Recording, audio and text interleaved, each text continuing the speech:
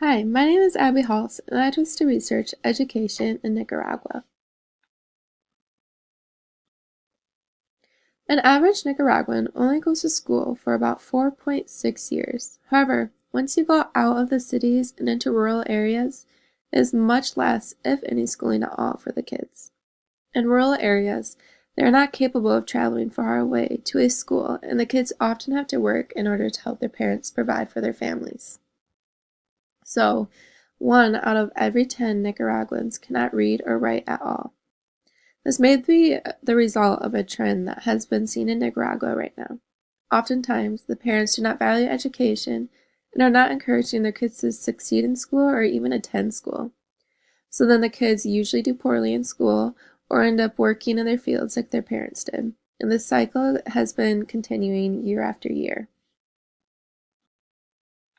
There are 4 sections of schooling in Nicaragua: primary education, secondary education, vocational education, and tertiary education. And then I will be showing you what each of these educations look like in the upcoming slides. So primary education starts at age 7 and then goes for 6 grades. So it may actually end up being more than 6 years for the students if the students don't go up a grade every year. This could be the result of having to go to work for their parents for a couple months, or getting really sick, or simply not learning or understanding as much information as the other students, which would cause them to be held back a couple years. The school year starts in February and ends in November. However, the most interesting thing I found about primary education is that it is technically required by the government for all students to complete primary education. However, it has not been enforced. Many kids may have never gone to school but have worked instead. In fact, most studies have shown that only 29% of Nicaraguan children actually complete primary education. Then there's secondary education. Secondary education in Nicaragua is considered a luxury. Many kids never get a chance to go past primary education because they cannot afford it or once again need to work to provide for their families. Secondary education is split up into 2 sections. First, the students complete lower secondary, which is grades 7 through 9, and then they may go up to upper secondary, which is grades 10 through 11. However, the very few students that are actually in secondary education, only a few make it past the lower secondary grades. Some studies have shown of those who make it into secondary education, 40%, if not more, do not actually finish. Then there's vocational education if they make it past upper secondary education. Vocational education is very rare in Nicaragua. Students will go to usually a private college for 2 to 3 years and take technical and vocational courses. However, even when students do receive a technical or vocational degree from this college level, they will still not be paid a lot of money in their future jobs because it was not a university.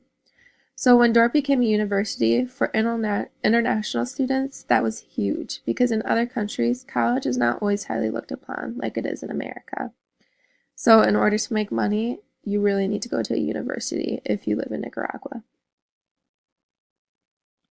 Lastly, there's tertiary education. The tertiary education is the best education one can get. It involves going to a university to receive a degree. In order to get into a university, the students must take a test, which is a lot like the SAT or ACT for us. But one thing to remember, Nicaraguan students may have not had as good of education as we did in order to prepare for those tests. Therefore, it is very challenging to get into a university for Nicaraguan students. They also have to be able to afford it.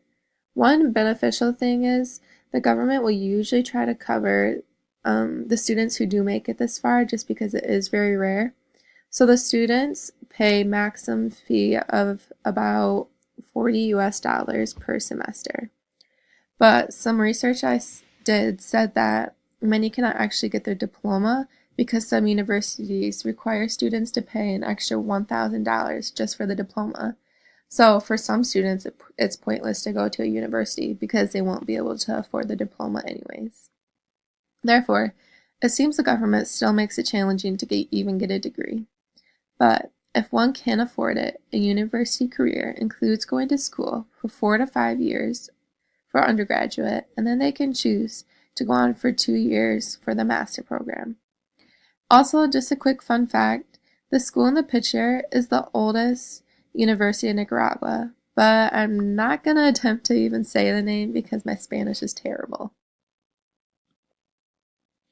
So you may be wondering how the school funding, or how the government even funds the schools. So the government took grants from what we talked about in class, the European Union, the World Bank, and some from their own resources in order to help the education program. The money they received mainly went to the sector plan development.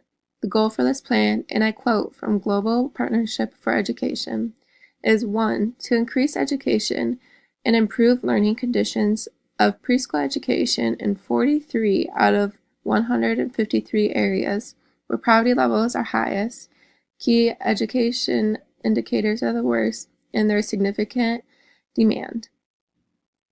2. Improve access, quality, and completion of lower secondary education, so basically higher success rates. And 3. Build institutional capacity of the Ministry of Education, so basically meaning build up to date schools. However, maybe you've noticed that many of these are only to improve lower education, which is a good start, but there's so much more that can be done. So in this graph, also from Global Partnership of Education, it shows how much money when the Nicaraguans received in the grants, which is in the allocations column, and then also how much money the government actually put towards a certain area, which is in the disbursements column. So as you can see, they have been working towards an improvement. So here's Lily's story, what an average normal day would look for a Nicaraguan student.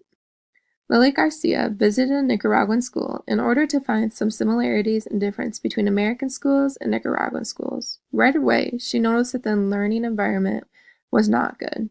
There was a lack of supplies and motivation. As a result, the teachers had a very hard time keeping the students' attention.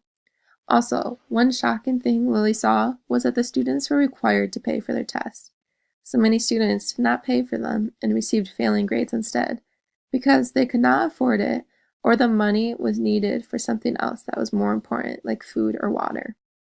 So once again, we see the education program, and maybe even the government, is setting the students up to fail. So how can we help? Well, unfortunately, there's not a lot we can do to help the education system in Nicaragua. It really does need to start with their government. However, there are many different organizations like Bless the Children that accept donations in order to provide supplies for the students and help fix schools. By donating, you could help buy uniforms, shoes, books, pencils, and the list could go on for all the students. All these things would help improve the learning environment and even motivation of students. You could also sponsor a child. I currently sponsor a little girl from Haiti, and not only can I bless her by helping provide for her and her family's needs, but she has been such a blessing to me. One organization that can pair you with a child is Compassion International. Also, for all of you education majors out there, if you're feeling called to teach internationally, Nicaragua is in an area that could use great teachers from Dordt College. Our professors have prepared us not only to teach well, but to teach Christianly, which is what the kids in Nicaragua need. And lastly, and most importantly, we can pray for the students, teachers, and government in Nicaragua in hopes to make a change, because like Matthew 19 verse 26 says, with God, all things are possible. And then to finish up, here's some of my resources. Thanks!